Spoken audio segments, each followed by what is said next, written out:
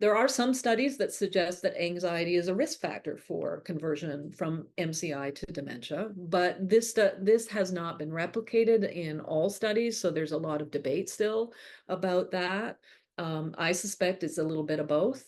And certainly, as I've mentioned before, my experience in clinical practice is that a portion of mild cognitive impairment patients are likely having primary anxiety, meaning that the anxiety is causing their cognitive issues, and they will not go on to progress. They will just require treatment for anxiety.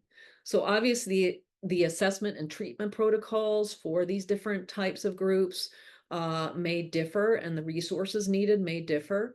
And we really do need to do better at understanding this and approaching it in a more comprehensive way. And I just want to touch on the different reasons why you might see anxiety, or in some cases later on in dementia, the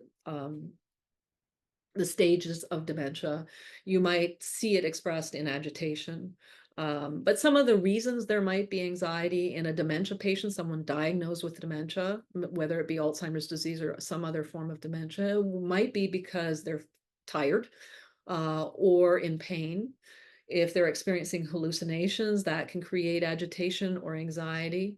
There can be medication side effects or other neurological side effects. Obviously, someone having cognitive issues can be anxious, as I've mentioned before.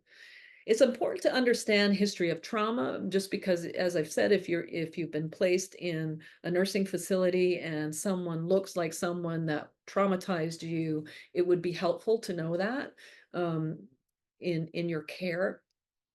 We want to know if there's a history of significant anxiety disorders or close relations with anxiety, as that might impact care as well as any coexisting medical issues might trigger anxiety in dementia patients.